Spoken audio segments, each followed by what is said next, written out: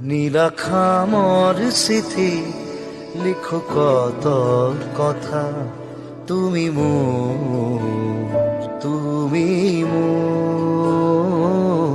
জীবনরে আরিবা সকাল মকা, তুমি মোর